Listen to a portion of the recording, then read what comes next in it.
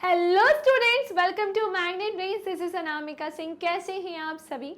I hope आप सभी बहुत अच्छे होंगे और आप सभी भाई वेट कर रहे होंगे कि ये चैप्टर कब हो। फाइनली अब हम इस चैप्टर को ओवर करेंगे। हम आज के जो हमारा टॉपिक है उसी को कंटिन्यू करेंगे, क्योंकि इसके पहले पार्ट 1 आ चुका है। आज मैं लेकर आई हूँ इसका पार्ट 2, जो कि टॉपिक है हमारा लवण के संदर्भ में अधिक जानकारी। सॉल्ट के बारे में कुछ और जानकारी, कुछ और इन्फॉर्मेशन हम लेते हैं। चलिए स्टार्ट करते हैं। स्टार्ट करने के पहले थोड़ा सा हम हमारे चैनल के बारे में जान लेते हैं कि बेटा यदि आप क्लास 6 से लेकर 12th में किसी भी क्लास में हैं, magnet brains Hindi medium channel पर आप अपनी सब्जेक्ट की क्लासेस अटेंड कर सकते हैं। किसी भी क्लास को देखने के लिए आपको कोई कोर्स बिल्कुल भी परचेस नहीं करना है और ना ही किसी तरीके की कोई पेमेंट करना है, क्योंकि मैग्नेट ब्रेन्स प्रोवाइड कराता है क्वालिटी एजुकेशन, वो भी बिल्कुल फ्री ऑफ कॉस्ट। इसी के साथ साथ हम 5 स्टेट बोर्ड कवर कराते हैं, जैसे UP board, Bihar board, MP board, Rajasthan board and very important Delhi board. साथ ही साथ मैं आपको बताना चाहती हूँ कि जितने भी स्टेट बोर्ड्स हम कवर कराते हैं, सभी के आपको जो हम भी क्लास में पढ़ाते हैं उसके नोट्स भी प्रोवाइड कराते हैं, जो आपको नीचे मिलेंगे डिस्क्रिप्शन बॉक्स में। वहां पर आपको लिंक मिलेगी, लिंक के थ्रू आपको हमने जो भी पढ़ाया है, जैसे आपको मान लीजिए साइंस का मैंने ये चैप्टर पढ़ाया है, सभी के नोट्स आपको कहाँ मिलेंगे? नीचे डिस्क्रिप्शन बॉक्स में। बाकी हमारे चैनल पर क्लासेस बिल्कुल अरेंज फॉर्मेट में होती है, जहाँ बेसिक से लेकर एडवांस लेवल हम आपका कवर कराते हैं एंड वेरी इंपॉर्टेंट आपके सारे डाउट्स करते हैं क्लियर। चलिए स्टार्ट करते हैं आज की क्लास को। अभी तक वीडियो को लाइक नहीं किया होगा बेटा लाइक कर देना, शेयर नहीं किया हो तो शेयर कर देना। अब हम सबसे पहले पढ़ेंगे साधारण नमक, जहां हम रसायनों का कच्चा पदार्थ डिस्कस करेंगे। लास्ट क्लास में ही हमने साधारण नमक से रिलेटेड कुछ चीज़ों को और डिस्कस किया था, हमने थोड़ा सा इसके बारे में जाना था, और आज के इस प्यारे से वीडियो में हम यहीं से इसकी स्टार्टिंग कर रहे हैं, है ना। तो आज मैं आपको बताऊंगी रसायनों का कच्चा पदार्थ। तो बहुत ध्यान से सुनिएगा बेटा। साधारण नमक हमारे दैनिक उपयोग के कई पदार्थों, जैसे सोडियम हाइड्रोक्साइड हो गया, बेकिंग सोडा हो गया, वॉशिंग सोडा, विरंजक चूर्ण हो गया, आदि के लिए एक महत्वपूर्ण कच्चा पदार्थ है। अब आप सोच रहे होंगे कि मैम ये साधारण नमक कच्चे पदार्थ के रूप में भी होता है क्या? जी हाँ, और हम इसका डेली बेसिस पर यूज करते हैं। साधारण नमक का हम डेली बेसिस पर कच्चे पदार्थ के रूप में किसी न किसी जगह पर यूज करते हैं। तो साधारण नमक हमारे दैनिक उपयोग, हमारे डेली बेसिस पर जो यूजेस होते हैं उसके आधार पर हम देखें तो कई पदार्थों, जैसे क्या, सोडियम हाइड्रोक्साइड हो गया, बेकिंग सोडा हो गया, वॉशिंग सोडा हो गया, विरंजक चूर्ण हो गया, आदि के लिए एक बहुत ही ज़्यादा महत्वपूर्ण कच्चा पदार्थ होता है। Okay done. चलिए अब मेन बात आती है सोडियम हाइड्रोक्साइड को लेकर। चलिए स्टार्ट करते हैं। किसके बारे में जानना? सोडियम हाइड्रोक्साइड के बारे में। मैम ये सोडियम हाइड्रोक्साइड क्या है? तो हम चलो सारी चीज़ें जानते हैं। सोडियम क्लोराइड के जलीय विलयन, यानी कि जो लवण जल होता है, क्या बोल रहे हैं? सोडियम क्लोराइड NaCl की अगर मैं बात करूं, इसके जलीय विलयन यानी लवण जल से विद्युत प्रवाहित करने पर यह वियोजित होकर सोडियम हाइड्रोक्साइड क्या करता है? उत्पन्न करता है। भाई सोचने वाली बात है कि ये कैसे संभव है। हमने क्या देखा कि सोडियम क्लोराइड के जलीय विलयन से विद्युत प्रवाहित करने पर ये वियोजित होगा, है ना, और वियोजित होकर हमें क्या देगा? सोडियम हाइड्रोक्साइड देगा। इस प्रक्रिया को ही क्लोर क्षार प्रक्रिया कहते हैं। सुनने में थोड़ी सी अटपटी प्रोसेस लग रही है, लेकिन अभी मैं आपको इसे और भी ज़्यादा समझाऊंगी और भी सारी चीज़ें बताऊंगी। सोडियम क्लोराइड के जलीय विलयन से विद्युत जब प्रवाहित की जाएगी तो ये वियोजित होकर सोडियम हाइड्रोक्साइड उत्पन्न करेगा। इसी के साथ इसी को ही हम क्लोर क्षार प्रक्रिया कहते हैं। बेटा आपके एग्जाम में पूछा जाता है क्लोर क्षार प्रक्रिया क्या होती है, वहां पर आप उसकी सीधी यही परिभाषा जाकर छाप सकते हैं, लिख सकते हैं, क्योंकि इससे निर्मित उत्पाद क्लोरीन एवं सोडियम हाइड्रोक्साइड होता है। अब इस पूरी प्रोसेस से जब ये पूरी प्रोसेस हो जाती है, पूरी प्रोसेस होने के बाद हमें क्या प्राप्त होगा? ध्यान से सुनिएगा, उत्पाद के रूप में हमें क्लोरीन यानी क्लोर के फॉर्म में ये प्राप्त होगा, और इसी की तरह इसी के साथ सोडियम हाइड्रोक्साइड क्षार के रूप में प्राप्त होता है, क्योंकि एक तरीके का ये क्षारक ही होता है। मैम ने आपको क्या बताया? तो मैम ने आपको बताया कि जब NaCl की रिएक्शन किससे होती है? सो सोडियम क्लोराइड के जलीय विलयन में जब विद्युत प्रवाहित करेंगे सो यहाँ से सोडियम हाइड्रोक्साइड उत्पन्न होगा। साथ ही साथ ये एक प्रोसेस क्लोर क्षार प्रोसेस होती है, क्लोर क्षार प्रक्रिया कहलाती है, जिससे निर्मित उत्पाद जो है, इससे निर्मित उत्पाद क्लोरीन और सोडियम हाइड्रोक्साइड होते हैं मेनली। तो हमने देखा NaCl की रिएक्शन अगर H2O वाटर से होगी तो ये सोडियम हाइड्रोक्साइड देगा, क्लोरीन गैस निकलेगी, हाइड्रोजन गैस निकलेगी। लेकिन ये निकलती कैसे है वो भी मैं आपको अभी बताऊंगी, क्योंकि ये प्रोसेस होना थोड़ा सा मुश्किल होता है। क्लोरीन गैस एनोड पर एवं हाइड्रोजन गैस कैथोड पर मुक्त होती है। वेरी इंपॉर्टेंट लाइन बेटा। अगर बात करें हम क्लोरीन गैस के बारे में सो ये एनोड पर, और वहीं अगर हम हाइड्रोजन गैस के बारे में बात करें सो ये कैथोड पर मुक्त होती है। किस पर होती है? कैथोड पर। एनोड और कैथोड के बारे में आप जानते ही होंगे। कैथोड पर सोडियम हाइड्रोक्साइड विलयन का भी निर्माण होता है। ये भी ध्यान रखना कि जो कैथोड होता है जिस पर हाइड्रोजन गैस उत्पन्न हो रही है, कौन सी गैस हो रही है बेटा? हाइड्रोजन गैस उत्पन्न हो रही है। इसी पर क्या होता है? सो कैथोड पर ही जहां हाइड्रोजन गैस उत्पन्न हो रही है यहीं पर सोडियम हाइड्रोक्साइड विलयन का भी क्या होता है? इसी सॉल्यूशन का निर्माण होता है। इस प्रक्रिया से उत्पन्न हुए तीनों उत्पाद क्या है? उपयोगी हैं। सब कुछ उपयोगी हैं, चाहे वो सोडियम हाइड्रोक्साइड हो, चाहे वो क्लोरीन गैस हो, चाहे वो हाइड्रोजन गैस हो। अब चित्र 2.8 इन उत्पादों के विभिन्न उपयोगों को दर्शाता है। सो एक्चुअली में मैं आपको बताऊं ना बेटा, ये पूरी स्लाइड ही आपको पूरी जानकारी दे रही है, और इस पूरी स्लाइड पे जो लिखा है ना वही हमको यहाँ पर समझना है। आपके NCERT की बुक की अगर मैं बात करूं तो उसमें इस इमेज का यूज किया है जहां पर क्लोर क्षार प्रक्रिया के महत्वपूर्ण उत्पाद को जो है वो डिस्कस किया गया है। तो हमने क्या देखा बेटा? हमने ये देखा है कि जहां पर क्या होता है, जहां पर सोडियम अगर हम बात करें सोडियम क्लोराइड के बारे में, इसके रिएक्शन इसके बारे में बात करें तो इसके जलीय विलयन से अगर विद्युत धारा प्रवाहित करेंगे तो हमने जाना कि वो हमें कुछ ये चीजें प्रदान करेगा। अरे समझे कि नहीं समझे? बात समझ में आई कि नहीं? चलो अब इस इमेज से भी हम यहाँ पर जानते हैं। तो हमने देखा कि भाई ये हमारे पास क्या है पूरा, सो हमने देखा कि ये है हमारे पास सोडियम क्लोराइड यानी नमक का घोल। NaCl का हमें क्या मिला है? ये पूरा घोल मिला है। इसी के साथ साथ आप देख पा रहे होंगे इस पूरे घोल के साथ साथ यहाँ पर ये क्या है? इससे कनेक्टेड, ये यहाँ पर क्या है भाई? सो इससे कनेक्टेड बैटरीज है ना। इससे कनेक्टेड यहाँ पर इसका क्या होगा? नेगेटिव टर्मिनल होगा, और ये कौन सा टर्मिनल होगा? पॉजिटिव टर्मिनल होगा। कौन कौन से टर्मिनल होंगे? नेगेटिव और पॉजिटिव टर्मिनल होंगे। समझ पाए? इसी के साथ साथ यहाँ पर एनोड पर कौन सी गैस होती है? पॉजिटिव गैस होती है, मतलब पॉजिटिव गैस कह रहे हैं। एनोड का चार्ज कैसा होता है? पॉजिटिव, और कैथोड का कैसा होता है? नेगेटिव होता है। सो अब हमने ये देखा कि एनोड का चार्ज कैसा है? पॉजिटिव, और कैथोड का कैसा होता है? सो वो नेगेटिव होता है। अब यहाँ पर क्लोरीन गैस हमें निकलती हुई दिखाई दे रही है, यहाँ हमें हाइड्रोजन गैस निकलती दिखाई दे रही है, यहाँ पर हमें नमक का घोल NaOH के साथ दिख रहा है जिसका यूज़ यहाँ पर बताया है। लेकिन ये हुआ कैसे? तो अभी मैंने आपको बताया था कि जब सोडियम क्लोराइड की रिएक्शन किससे हुई? इस जलीय विलयन से हुई। इस जलीय विलयन से हुई। ये पानी है, ये जलीय विलयन है किसका? सोडियम क्लोराइड का। ये नमक का घोल आपको दिख रहा है। सो हमने जाना कि जैसे ही सोडियम क्लोराइड की रिएक्शन H2O वाटर से हुई और यहाँ पर विद्युत प्रवाहित की गई तो हमें पता चला कि इसने हमें क्या दिया? सोडियम हाइड्रोक्साइड दिया। साथ ही साथ इसने हमें क्लोरीन के क्या दिया? क्लोरीन गैस प्रदान की। और यहाँ से क्या उत्पन्न हुई? इस सेक्शन से, इस हिस्से से हाइड्रोजन गैस उत्पन्न हुई, है ना। यही तो हमसे बोला था। दूसरी चीज क्या कहा था? यही कहा था ना कि सोडियम क्लोराइड के जलीय विलयन से विद्युत प्रवाहित करने पर यह वियोजित होकर सोडियम हाइड्रोक्साइड देगी, जो कि अभी दिया इसने, हमने देखा। इस प्रक्रिया को ही हम क्लोर क्षार प्रोसेस कहते हैं, क्योंकि इससे निर्मित उत्पाद क्लोरीन और सोडियम हाइड्रोक्साइड होते हैं।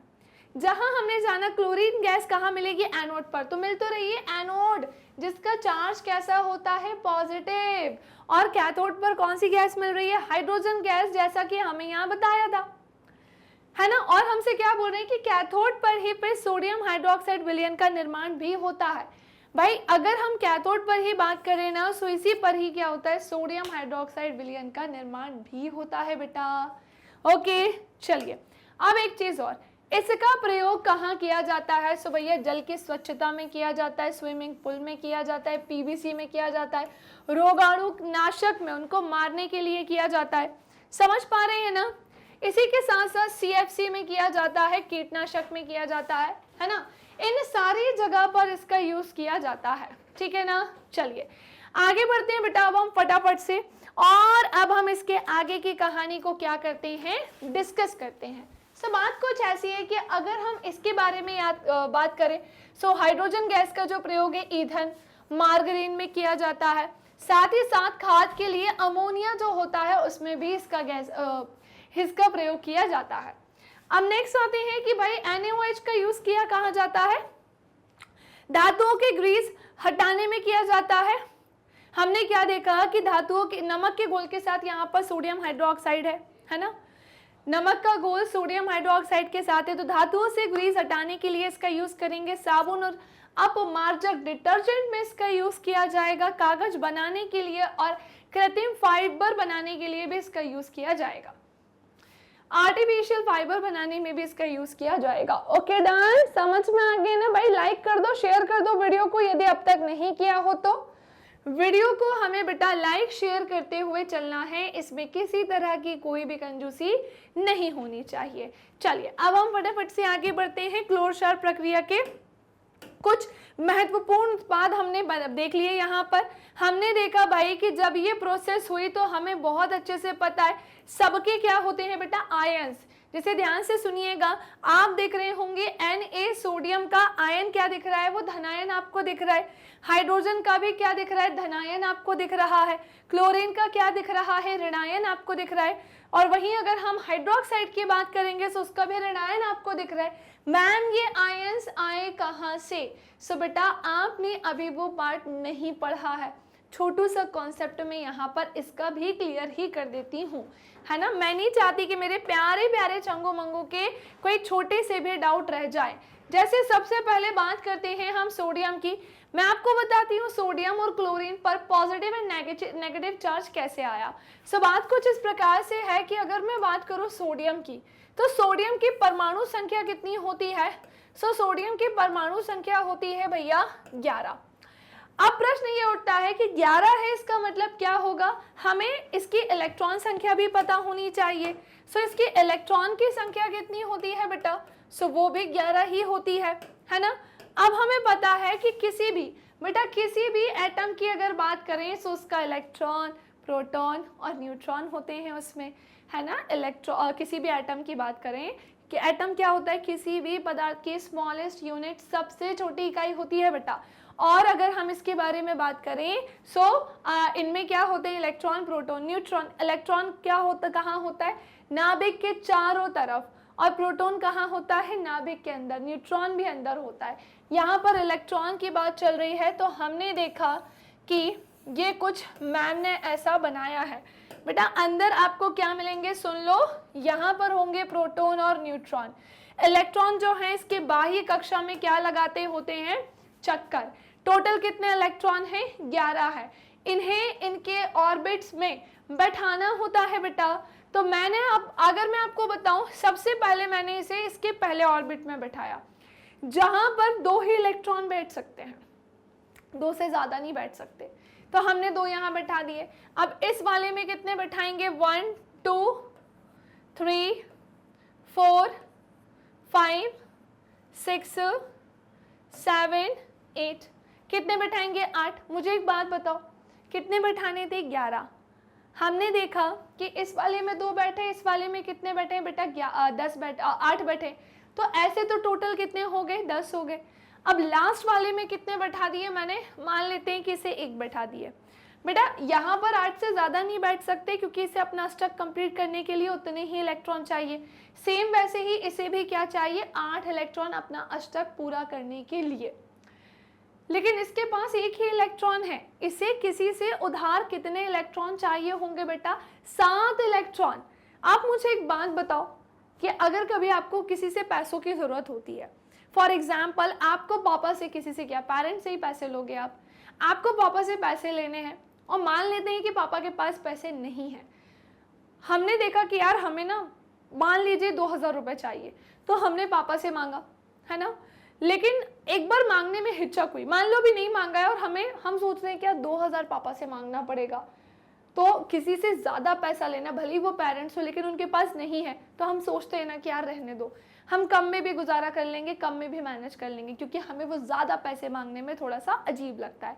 और वहीं अगर हमें 100 रुपये 50 रुपये मांगने होते तो हम मांग लेते, पापा हमें दे देते, दे तो वो 2000 भी देंगे, लेकिन हमें यहाँ ज़्यादा पैसे मांगने में क्या लगा, थोड़ा सा अजीब लगा, सोचना पड़ा। तो वैसे ही इसको 7 इलेक्ट्रॉन चाहिए, ये कैसे मांगेगा, तो पता है ये क्या करता है, अभी ये सोडियम पता है क्या है, एक एलिमेंट है यहाँ पर। अब क्या होगा बेटा कि अगर इसको 7 और इलेक्ट्रॉन चाहिए तो ये क्या करेगा, अपने इस एक इलेक्ट्रॉन का भी पता है क्या कर देगा, त्याग। मैं आपको बताना चाहती हूं कि ये अपने इस एक इलेक्ट्रॉन का क्या कर देगा, त्याग कर देगा। इसका मतलब अब मैं आपको एक चीज और क्लियर कर दूं कि जब भी इलेक्ट्रॉन का त्याग किया जाता है तो चार्ज हमेशा कैसा आता है, पॉजिटिव। यही एक कारण है कि आपको ये क्या मिल रहा है, Na पॉजिटिव दिख रहा है। क्यों है पॉजिटिव, ये मैंने आपको यहाँ बताया। ये Cl नेगेटिव, क्लोरीन नेगेटिव क्यों होगा, क्योंकि इसे इलेक्ट्रॉन की क्या होगी, आवश्यकता। ये कहानी समझ में आई आपको सोडियम वाली, क्यों मैंने ये चीज बताई है, ताकि आप समझ जाओ कि भैया इनके ऊपर चार्ज काहे लगे हैं, किस लिए लगे हैं। अभी आप वहां पहुंचे ही नहीं हो, तो सोडियम क्लियर हो गया। सोडियम अगर हम इस पे आयंस की बात करेंगे तो धनायन होगा, और इसमें इलेक्ट्रॉन कितने रह जाएंगे, 10, क्योंकि एक का इसने क्या कर दिया, त्याग कर दिया। अब जल्दी से सेम यही कंडीशन में आपको क्लोरीन को लेकर भी समझाती हूँ बेटा। क्लोरीन की अगर बात करूँ तो इसमें टोटल परमाणु संख्या इसकी 17 होती है, और इसके इलेक्ट्रॉन की संख्या भी कितनी होगी बेटा, 17 ही होगी। कितनी होगी, 17 ही होगी। तो हमने एक चीज देखी कि अब हमें कितने इलेक्ट्रॉन बैठाने हैं बेटा, 17। तो हमें पता है कि इस वाले में 2 ही बैठ सकते हैं, इस वाले में कितने बैठ सकते हैं, 1 2 3 4 5 6 7 8 10 हमने बैठा दिया बेटा। 7 अभी हमें और बैठानी है, तो हमने लिया 1 2 3 4 5 6 7, एक कम पड़ रहा है। अब अगर एक कम पड़ रहा है तो हमें किसी से एक चीज लेने में बुरा नहीं लगेगा, हम ले लेंगे, है ना। जैसे मैंने बोला ना, अगर 50 रुपये 100 रुपये लेने होते तो हम पापा से ले लेते एक बार में। सो वही क्लोरीन पर चार्ज फिर इससे कैसा आ गया, नेगेटिव, क्योंकि इसने एक इलेक्ट्रॉन को क्या कर लिया, ग्रहण कर लिया। और अब इसमें इलेक्ट्रॉन की संख्या कितनी हो गई है, 18। ठीक है, डन। कोई कंफ्यूजन, कोई समस्या बेटा। कहीं पर भी ऐसे आपको आयंस मिले ना, चार्जेस मिले, तो समझ जाना कि वो क्यों मिले हैं, क्या कारण है। ओके, चलिए। हालांकि क्लास 9th में इसके कॉन्सेप्ट आपको क्लियर किए गए हैं, अगर नहीं ध्यान हो तो फिर मैं क्या ही बोलूँ अब भाई, कोई बात नहीं, मैं ही आपको सारी चीजें पढ़ाते चलूंगी। ओके, अब नेक्स्ट आते हैं हम हमारे अगले कॉन्सेप्ट की तरफ, जहां मैं आपको विरंजक चूर्ण के बारे में पढ़ाने जा रही हूँ। सो क्या आप सभी तैयार हैं, चलिए देखते हैं। आप जानते हैं कि जलीय सोडियम क्लोराइड के विद्युत अपघटन से क्लोरीन का निर्माण होता है। हाँ जी, हमें पता है, अभी हमने जाना कि क्लोरीन का निर्माण कैसे हुआ। आप जानते हैं कि जलीय सोडियम क्लोराइड के विद्युत अपघटन से ही किसका निर्माण हुआ है, क्लोरीन का निर्माण हुआ। इस क्लोरीन गैस का उपयोग कहाँ किया जाता है भैया, विरंजक चूर्ण के उत्पादन के लिए किया जाता है। किसके उत्पादन के लिए किया जाता है बेटा, विरंजक चूर्ण के उत्पादन के लिए किया जाता है। शुष्क बुझा हुआ चूना, अगर हम बोलें, क्या बोल रहे हैं, शुष्क बुझा हुआ चूना जो कि कैल्शियम हाइड्रोक्साइड पर क्लोरीन की क्रिया से ही क्या होगा, विरंजक चूर्ण का निर्माण होगा। विरंजक चूर्ण को हम किससे डिनोट करते हैं, CaOCl2 से दर्शाया जाता है। और इसका जो वास्तविक संगठन होता है ना, वो काफी ज्यादा कैसा होता है बेटा, कॉम्प्लेक्स होता है। काफी ज्यादा कैसा होता है बेटा, जटिल होता है। समझ पाए। तो अब बात आती है कि मैम एक बार फिर से बता दीजिए, तो हाँ भाई फिर से सुन लीजिए। हम जानते हैं कि जलीय सोडियम क्लोराइड के विद्युत अपघटन से ही क्या होता है बेटा, क्लोरीन का निर्माण होता है। इस क्लोरीन गैस का यूज कहाँ किया जाता है, विरंजक चूर्ण के उत्पादन के लिए किया जाता है। और शुष्क बुझा हुआ चूना पर क्लोरीन की क्रिया से ही क्या होता है, विरंजक चूर्ण का निर्माण होता है। विरंजक चूर्ण को ही हम CaOCl2 से दर्शाते हैं। और यद्यपि वास्तविक संगठन इसका कैसा होता है, काफी ज्यादा कॉम्प्लेक्स यानी कि जटिल होता है। हमने देखा कैल्शियम हाइड्रोक्साइड की रिएक्शन जैसे ही क्लोरीन से करवाई गई, उसने हमें क्या दिया, उसने हमें दिया विरंजक चूर्ण। साथ ही साथ इससे क्या उत्पन्न हुआ, H2O। अब ये बैलेंस है क्या? अच्छा, एक और इम्पॉर्टेंट चीज, मैंने आपको इक्वेशन बैलेंस करना सिखाई है, चलो मुझे याद आ गया। आते हैं इसकी तरफ, देखते हैं ये बैलेंस है कि नहीं। कैल्शियम के कितने एटम है बेटा? यहाँ एक। यहाँ पर भी कितने एटम है बेटा? एक। ऑक्सीजन के कितने एटम है? ये देखो 2 है। यहाँ पर ऑक्सीजन का 1 एटम है और ये भी कितना हो गया? 1, 2 हो गए 2। मिलाकर हाइड्रोजन के 2 एटम, ये रहा हाइड्रोजन का 2 एटम, क्लोरीन के 2 एटम, क्लोरीन के 2 एटम। अरे समझ पाए? चलो, तो आई थिंक समझ में आ गया है ना, बात क्लियर हो गई है। नेक्स्ट आते हैं कि मैम ठीक है, हमें समझ में तो आ गया विरंजक चूर्ण का निर्माण कैसे होता है, लेकिन आप हमें ये बताइए कि इसका यूज हम कहाँ करते हैं? हम इसका डेली बेसिस पे कहीं यूज करते हैं क्या? चलो जानते हैं। सो वस्त्र उद्योग में, जैसे वस्त्र उद्योग, भैया वस्त्र उद्योग की बात चल रही है, सूती एवं लिनेन के विरंजन के लिए कागज की फैक्ट्री में, लकड़ी की मज्जा एवं लाउंड्री में, है ना, इसी के साथ कागज की फैक्ट्री में, लकड़ी की मज्जा और लाउंड्री में साफ कपड़ों, लॉन्ड्री जो होती है, लाउंड्री लिखा है, लॉन्ड्री जो होती है ना, यहाँ साफ कपड़ों के विरंजन के लिए, उसकी धुलाई के लिए, है ना, इसका यूज किया जाता है। कई रासायनिक उद्योगों में एक उपचायक के रूप में भी इसका यूज करते हैं। कई सारे केमिकल इंडस्ट्रीज जो होती है ना बेटा, रासायनिक उद्योग जो होते हैं ना, वहां पर उपचायक के रूप में भी इसका उपयोग किया जाता है। पीने वाले जल को जीवाणुओं से मुक्त करने के लिए भी इसका यूज करते हैं। जो पीने वाला जल होता है ना, इसको बैक्टीरिया यानी कि जीवाणुओं से जीवाणुओं से मुक्त, या जीवाणुओं को मारने के लिए, मुक्त करना मतलब उसको हटाने के लिए। भाई हम बैक्टीरिया वाला पानी पिएंगे बीमार हो जाएंगे, समझ रहे हो ना, हमें बैक्टीरिया वाला पानी नहीं पीना है। सो हम अब क्या करते हैं, इसलिए पीने वाले जल को जीवाणुओं से मुक्त करने के लिए किसका यूज किया जाता है? विरंजक चूर्ण का प्रयोग किया जाता है। क्या मैम यहाँ से क्वेश्चन बन सकते हैं? जी हाँ, विरंजक चूर्ण क्या है, कैसे बनता है, इसका उपयोग कहाँ कहाँ होता है, बिल्कुल क्वेश्चन पूछे जा सकते हैं। बेटा आंसर दो जल्दी से कमेंट सेक्शन में, जितना भी पढ़ाया है वो सब छपा कि नहीं छपा? जल्दी से मुझे आंसर दो, जितना भी पढ़ाया है वो आपके भेजे में बैठा या नहीं? हाँ, चलिए नेक्स्ट आते हैं अब हम बेकिंग सोडे की तरफ। बेकिंग सोडे का उपयोग आमतौर पर रसोई में स्वादिष्ट खस्ता पकौड़ी आदि बनाने के लिए किया जाता है। ओ भाई, इसका यूज कहाँ होता है भैया? ज्यादातर किचन में होता है ना। और क्यों किया जाता है भैया? स्वादिष्ट खस्ता पकोड़े बनाने में किया जाता है, थोड़े से क्रिस्पी से, है ना, ताकि वो कुरकुरे से लगे। कभी कभी इसका उपयोग खाने को शीघ्रता से पकाने के लिए भी किया जाता है, ताकि खाना हमारा जल्दी से पक जाए। इस यौगिक का रासायनिक नाम सोडियम हाइड्रोजन कार्बोनेट होता है। क्या होता है? इसका जो केमिकल नेम है ना बेटा, वेरी वेरी वेरी इंपॉर्टेंट, इसका chemical name sodium hydrogen carbonate होता है। इसको बनाने में सोडियम क्लोराइड का ही यूज किया जाता है और एक मूल पदार्थ में किया जाता है। मतलब मूल पदार्थ मतलब जिससे ये बन ही रहा है, समझ पा रहे हो? मूल पदार्थ बोले तो बेटा जिससे ये बन ही रहा है। सो इसको बनाने में सोडियम क्लोराइड का उपयोग एक मूल पदार्थ के रूप में क्या किया जाता है? किया जाता है। हमने देखा कि NaCl, H2O, CO2, NH3 ये सब आपस में मिले, यानी भैया सोडियम क्लोराइड भी मिल गया, पानी भी मिल गया, CO2 भी मिल गया, हमने देखा अमोनिया भी मिल गया, ये सब मिल गए और इन्होंने क्या दिया? अमोनियम क्लोराइड दिया और सोडियम हाइड्रोजन कार्बोनेट दिया। समझ पाए कि नहीं समझ पाए? इसने क्या दिया? अमोनियम क्लोराइड और साथ ही साथ क्या दिया भाई? सोडियम हाइड्रोजन कार्बोनेट दिया। ओके, अब सोडियम हाइड्रोजन कार्बोनेट की अगर बात करें ना बेटा, सो ये एक दुर्बल असंक्षारक क्षारीय लवण है। Very important line, very very very important line. ये एक बेटा, अरे अच्छा ये यहाँ से आएगा। सो बेटा ये है एक दुर्बल असंक्षारक क्षारीय लवण। क्या कहा मैंने आपसे? कि ये है एक दुर्बल असंक्षारक क्षारीय लवण।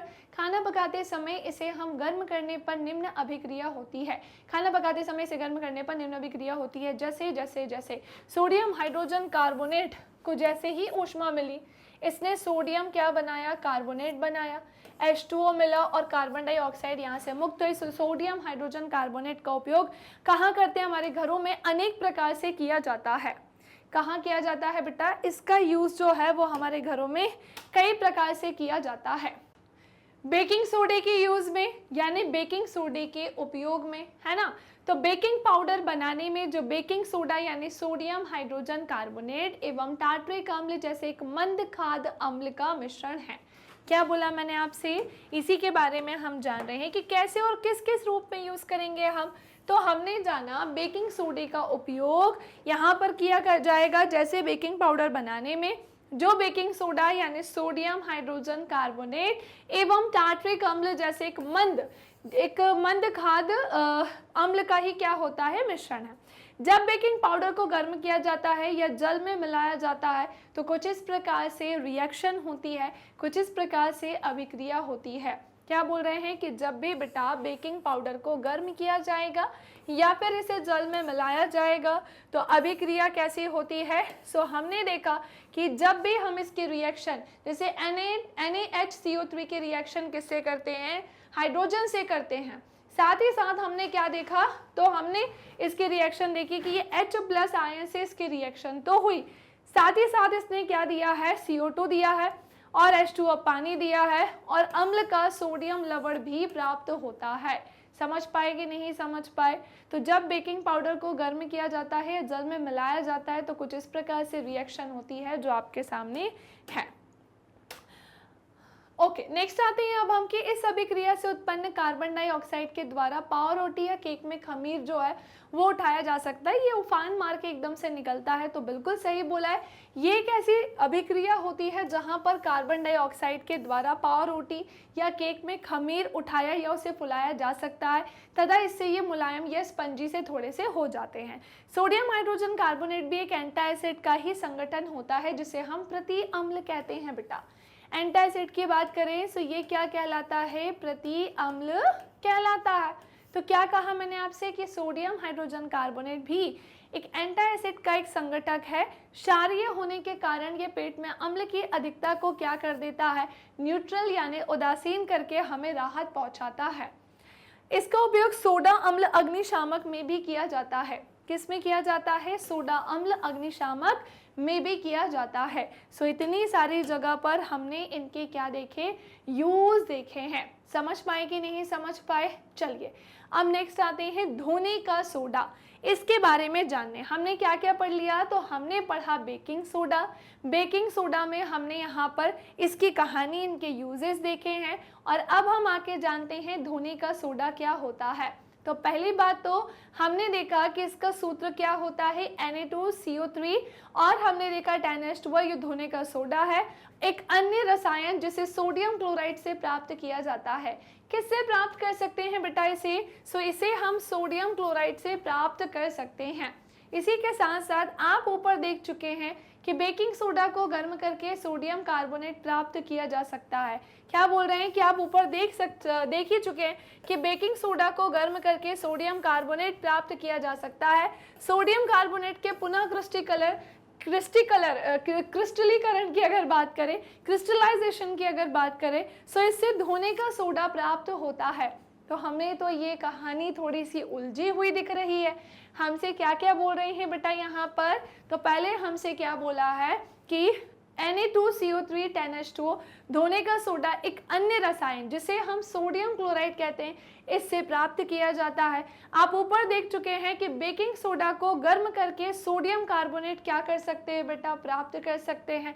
सोडियम कार्बोनेट के पुनः क्रिस्टलीकरण की अगर बात करेंगे तो इससे धोने का सोडा, आज ये वर्ड क्यों नहीं निकल रहा है, नॉर्मली तो हम कार्बन वाले चैप्टर में इसे पढ़ते ही है, अभी हम पहुंचे नहीं है, लेकिन कई बार तो इसका वर्ड का यूज होता है, क्रिस्टलाइजेशन, क्रिस्टलीकरण। तो हमने क्या देखा, सोडियम कार्बोनेट के पुनः क्रिस्टलीकरण से धोने का सोडा प्राप्त होता है। ये भी एक कैसा है बेटा, क्षारकीय लवण होता है ना। तो सोडियम कार्बोनेट की जल से जैसी अभिक्रिया हुई, सो इसने क्या दे दिया भाई, सोने का सोडा दे दिया। इससे क्या प्राप्त हो गया, धोने का सोडा प्राप्त हो गया। सो बस ये लाइन ध्यान रखना कि सोडियम कार्बोनेट के पुनः क्रिस्टलीकरण से ही धोने का सोडा जो है वो प्राप्त हो सकता है, क्योंकि यह भी एक क्षारकीय लवण है। TnH2O यहाँ पर क्या दर्शा रहा है, एक्चुअली में सोचने वाली ये बात है। क्या ये Na2CO को आर्द्र बनाता है? हम इसका उत्तर अगले 2 भाग में पढ़ेंगे। बिल्कुल सही है, इसको हम अगर जानने की कोशिश करें ना बेटा, तो ये हम नेक्स्ट चैप्टर में ही पढ़ पाएंगे, क्योंकि इस चैप्टर में इसके बारे में इतना हम जान ही नहीं सकते, क्योंकि थोड़ा सा ये बड़ा पार्ट है ना। तो अभी इस पूरी कहानी को हम जानेंगे। केमिस्ट्री, बायोलॉजी, फिजिक्स की बात करें, है सब साइंस का ही पार्ट, है सब किसका पार्ट, साइंस का ही पार्ट। सो होता ये है कि एक चैप्टर पढ़ के सब समझ में आए, नहीं भाई ऐसा बिल्कुल भी नहीं है, इससे रिलेटेड हमें और भी चीज़ें पढ़नी पड़ती हैं। सोडियम कार्बोनेट एवं सोडियम हाइड्रोजन कार्बोनेट कई औद्योगिक प्रक्रियाओं के लिए भी उपयोगी रसायन है। चाहे मैं सोडियम कार्बोनेट की बात करूँ और मैं सोडियम हाइड्रोजन कार्बोनेट की बात करूँ, ये कई औद्योगिक प्रक्रियाओं के लिए भी कैसे होते हैं, उपयोगी रसायन होते हैं। ठीक है, ओके। अब धोने के सोडे का यूज बेसिकली कहाँ कहाँ पर होता है, इसे इंग्लिश में हम वॉशिंग सोडा के नाम से भी जानते हैं। सोडियम कार्बोनेट का उपयोग की अगर बात करें, कांच, साबुन एवं कागज उद्योग में किया जाता है। किस में किया जाता है, इतनी सारी जगह पर बेटा हम इसका यूज करते हैं। ठीक है, नेक्स्ट आते हैं इसी के साथ साथ, हाँ इसी के साथ साथ इसका उपयोग बोरेक्स जैसे सोडियम यौगिक के उत्पादन में भी किया जाता है। सोडियम कार्बोनेट का उपयोग घरों में साफ सफाई के लिए किया जाता है। जल की स्थायी कठोरता को हटाने के लिए इसका यूज किया जाता है। इन सारी जगह पर हम धोने के सोडे का क्या करते हैं बेटा, प्रयोग करते हैं, यूज करते हैं। Okay done. चलो, क्या लवण के क्रिस्टल वास्तव में शुष्क होते हैं? एक सोचने वाली बात है कि जो सॉल्ट के क्रिस्टल होते हैं ना बेटा, जो सॉल्ट के क्रिस्टल होते हैं वो एक्चुअल में शुष्क होते हैं। चलो हम एक्टिविटी को समझते हैं। एक्टिविटी 2.15, जहां हमको दिख रहा है एक बर्नर, हमें दिख रही है क्वथन नली जिसमें हमने देखा जल की बूंदें हमें दिखी, ये कॉपर सल्फेट के क्रिस्टल हैं। हमने देखा इसके हाथ में ये परख नली पकड़ने के लिए उसको पकड़ने वाले चिमटे का प्रयोग किया है। कॉपर सल्फेट के कुछ क्रिस्टल को शुष्क क्वथन नली में गर्म करने को कह रहे हैं। तो ये क्वथन नली कैसी थी, बिल्कुल शुष्क, ड्राई थी, जिसमें कॉपर सल्फेट के कुछ क्रिस्टल डाले थे और नीचे बर्नर से उसमें क्या निकली, ज्वाला, जहां से इस क्रिस्टल को क्या कर रहे हैं, गर्म करने के बाद कॉपर सल्फेट का रंग क्या है भाई, चेंज होगा। मैं आपको बता देती हूँ। क्वथन नली में क्या जल की बूंदें नजर आती हैं, ये कहाँ से आई? तो पहली बात तो हाँ, ये बिल्कुल यहाँ पर पानी की जो बूंदें हैं, जल की बूंदें हैं, वो नजर आती है। कहाँ से आई अभी हम जानेंगे। गर्म करने के बाद प्राप्त कॉपर सल्फेट के नमूने में जल की 2 से 3 बूंदें फिर डालिए और आप क्या परीक्षण करते हैं, क्या कॉपर सल्फेट का नीला रंग वापस आ जाता है, यस और नो? हमें ये कहानी जाननी है। पहले हमसे क्या बोल रहे हैं बेटा कि हमें एक परख नली लेनी है, हमें एक क्वथन नली लेनी है और उस क्वथन नली में हमें कॉपर सल्फेट के छोटे छोटे से क्रिस्टल यूज करने हैं और फिर हमसे बोल रहे हैं कि जो बर्नर है उससे हमें ज्वाला को निकालना है। हमने क्या देखा, कॉपर सल्फेट के कुछ क्रिस्टल को शुष्क क्वथन नली में गर्म करें। गर्म करने के बाद कॉपर सल्फेट का रंग क्या होगा, चेंज हो जाएगा। क्वथन नली में क्या जल की बूंदें नजर आती हैं? जी हाँ आती हैं, हमें चिपकी हुई यहाँ दिखाई दे रही हैं। ये कहाँ से आई अभी हम जानेंगे। गर्म करने के बाद प्राप्त कॉपर सल्फेट के नमूने में जल की 2 से 3 बूंदें डालिए। जो प्राप्त कॉपर सल्फेट का नमूना है ना, उसमें 2 से 3 बूंदें डालने को बोल रहे हैं और फिर कह रहे हैं अब क्या परीक्षण करते हैं, क्या कॉपर सल्फेट का नीला रंग वापस आ जाता है? चलो सुनो, शुष्क दिखने वाले कॉपर सल्फेट क्रिस्टलों में क्रिस्टलन का जल होता है ऑटोमेटिकली, पहले से ही होता है। हमने क्या जाना बेटा, सो हमने ये जाना है कि जो शुष्क दिखने वाले कॉपर सल्फेट के जो क्रिस्टल होते हैं उसमें पहले से ही क्रिस्टलों में क्रिस्टलन का क्या होता है, जल होता ही है। फिर हमने क्या देखा, जब हम क्रिस्टल को गर्म करते हैं तो ये जल क्या होता है, अलग हट जाता है एवं लवण का जो रंग है वो सफेद हो जाता है। हमसे पूछ रहे थे ना कि यहाँ पर जल कहाँ से आया है, तो बताओ कहाँ से आया। तो हमने जान लिया कि उसमें क्रिस्टलन का जल था पहले से और जब इसको गर्म किया तो जल उससे हट गया एवं लवण का रंग कैसा हो गया, सफेद हो गया।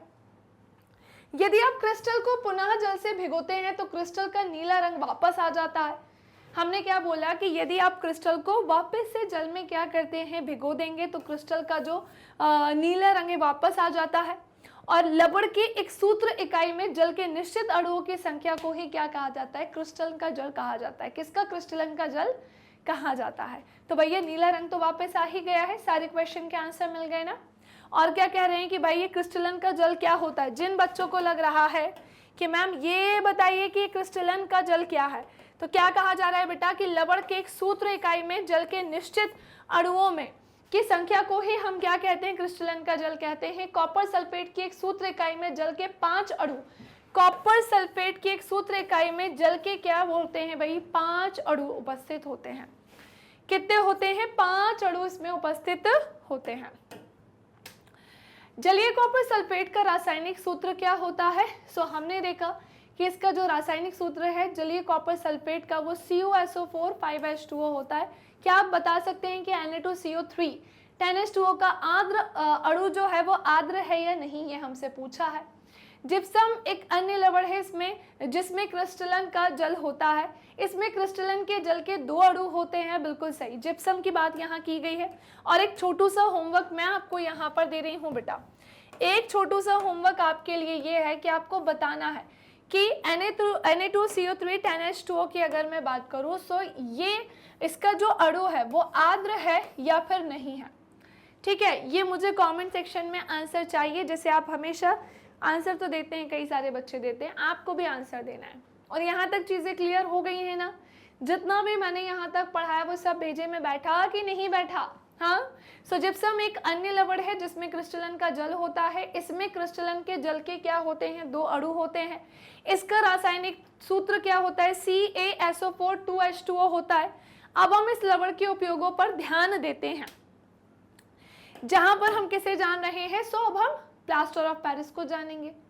जिप्सम को 373 केल्विन पर गर्म करने पर, हमसे बोल रहे थे ना कि इसमें क्रिस्टलन के जल के अणु कितने होते हैं, 2 होते हैं। ठीक है, किसमें, जिप्सम की बात चल रही थी।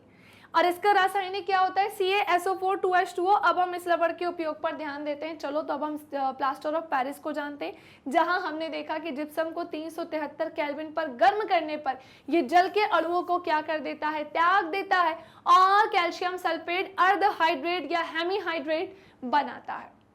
क्या बोला है, और कैल्शियम सल्फेट अर्धहाइड्रेट या हेमीहाइड्रेट बनाता है। इसे प्लास्टर ऑफ पेरिस कहा जाता है। ये प्लास्टर ऑफ पेरिस का ही फॉर्मूला है। हमने देखा कि जब जिप्सम को 373 केल्विन पर गर्म करेंगे तो ये जल के अणुओं को अलग कर देगा और कैल्शियम सल्फेट अर्धहाइड्रेट या हेमीहाइड्रेट बनाता है। इसे ही हम प्लास्टर ऑफ पेरिस कहते हैं। और इस पदार्थ का उपयोग डॉक्टर टूटी हुई हड्डियों को सही जगह पर स्थित रखने के लिए करते हैं। अगर अभी तो आप छोटे छोटे हो, मे बी आप और छोटे हो तो शायद गिर पड़ गए हो, लगभग गई हो। प्लास्टर चलता है ना, तो प्लास्टर चढ़ाया जाता है। क्यों चढ़ाया जाता है, उसके पीछे कारण होता है। सो हड्डियों को बिल्कुल जो है स्थिर करने के लिए इसका उपयोग डॉक्टर जो है वो टूटी हड्डियों को अपनी वापस उसी जगह पर लाने के लिए इसका यूज करते हैं। प्लास्टर ऑफ पेरिस एक सफेदी चूर्ण है। ये क्या है भाई, सो ये एक सफेद चूर्ण है जो जल मिलाने पर ये पुनः जिप्सम बनकर कठोर ठोस प्रदान करता है। क्या बोल रहे हैं कि प्लास्टर ऑफ पेरिस की अगर हम बात करें, ये एक सफेद चूर्ण है जो जल मिलाने पर यह पुनः जिप्सम बनकर कठोर ठोस पदार्थ जो है वो प्रदान करता है। क्या करता है, पुनः ठोस पदार्थ प्रदान करता है। सो हमने देखा प्लास्टर ऑफ पेरिस जो हमें यहाँ दिखाई दे रहा है। सो प्लास्टर ऑफ पेरिस को अगर जल प्राप्त हुआ तो इसने क्या किया, सो इसने क्या प्रदान कर दिया भाई, CaSO4 2H2O। यानी इसने क्या दे दिया है, सो इसने हमें दे दिया है यहाँ पर CaSO4 2H2O। हमने यहाँ जाना कि जब भी जिप्सम को 373 केल्विन पर गर्म किया जाएगा ये जल के अणुओं का त्याग करेगा और कैल्शियम सल्फेट अर्धहाइड्रेट या हेमीहाइड्रेट में चेंज हो जाएगा और इसे प्लास्टर ऑफ पेरिस कहते हैं। यही क्या होता है भाई, प्लास्टर ऑफ पेरिस होता है। और उसकी रिएक्शन H2O वाटर से कराने को कही। और इस पदार्थ का उपयोग डॉक्टर टूटी फूटी हड्डियों को स्थिर करने के लिए करते हैं बेटा। प्लास्टर ऑफ पेरिस एक सफेद चूर्ण होता है, चूरा होता है जो जल में मिलाने पर वापस से जिप्सम बनकर क्या करता है बेटा, कठोर ठोस पदार्थ प्रदान करता है। सो इसलिए इसने किसका निर्माण कर दिया, वापस से एक कठोर पदार्थ जिप्सम का निर्माण किया है। ठीक है, अब नेक्स्ट आते हैं, ध्यान दीजिए कि जल का केवल, होमवर्क दिया है, बोलना आंसर चाहिए मुझे। ध्यान दीजिए कि जल का केवल आधा अणु क्रिस्टलन के जल के रूप में जुड़ा होता है। जल का केवल आधा ही अणु जो है वो क्रिस्टलन के जल के रूप में जुड़ा होता है। हाँ जी, हमने बिल्कुल जाना कि आधा ही अणु मिल रहा है। जल का आधा अणु कैसे प्राप्त होता है, तो सुनो, CaSO4 का 2 इकाई सूत्र जल के एक अणु के साथ साझेदारी कर लेता है। क्या बोल रहे हैं कि Ca है ना, कैल्शियम सल्फेट की अगर हम बात करें, इसके 2 इकाई सूत्र जल के एक अणु के साथ साझेदारी करते हैं। प्लास्टर ऑफ पेरिस का उपयोग खिलौने बनाने में, सजावट का सामान एवं सतह को चिकना बनाने के लिए किया जाता है। प्लास्टर ऑफ पेरिस का यूज़ और कहाँ कहाँ करते हैं? सो खिलौने में, सजावट का सामान बनाने में, सरफेस को चिकना बनाने के लिए करते हैं। दैट्स इट, इतना ही यहाँ पर होता है। फाइनली बेटा हमारा प्यारा सा ये चैप्टर कंप्लीट, ये वाला पूरा भाग होता है कंप्लीट। एंड आई होप कि आपको ये पूरा चैप्टर अच्छे से क्लियर हो गया होगा, आपको हर एक चीज़ अच्छे से समझ में आ गई होगी। कैसा लगा ये सेशन कमेंट सेक्शन में मुझे ज़रूर से ज़रूर बताइएगा। इसी के साथ साथ वीडियो को लाइक करना नहीं भूलिएगा, यदि अभी तक नहीं किया है बेटा तो ज़रूर करना है, लाइक शेयर करना है। एंड वेरी इंपॉर्टेंट भाई, चैनल को सब्सक्राइब नहीं किया है तो वो करना है। साथ ही साथ बेटा YT पर आप हमसे जुड़ सकते हैं, एप्लीकेशन के थ्रू भी आप हमसे जुड़ सकते हैं, एंड वेबसाइट के थ्रू भी आप हमसे जुड़ के हमारे जो सेशंस है ना बेटा वो यहाँ पर भी देख सकते हैं। Magnet brains India's number 1 100% free online education platform है।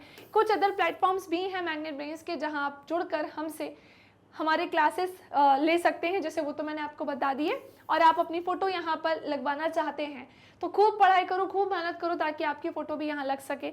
ई नोट्स ई बुक की लिंक आपको यहाँ मिलेगी। कुछ अदर प्लेटफॉर्म्स ये रहे मैग्नेट ब्रेन्स पर, जहाँ आप जुड़कर और भी अदर इन्फॉर्मेशन ले सकते हैं। साथ ही साथ इंग्लिश हिंदी मीडियम के बेटा ये हैं कुछ टॉप कोर्सेज, जैसे CBSE board, Delhi board, Bihar board, UP board, MP board, Rajasthan board, Vedic maths crash course, and very important spoken English. So आज के लिए इतना ही। मिलेंगे कहाँ अब हम? हमारे नेक्स्ट सेशन में आगे की कहानी को कंटिन्यू करेंगे। बेटा प्यारे प्यारे से कमेंट्स करना नहीं भूलिएगा। Thank you class.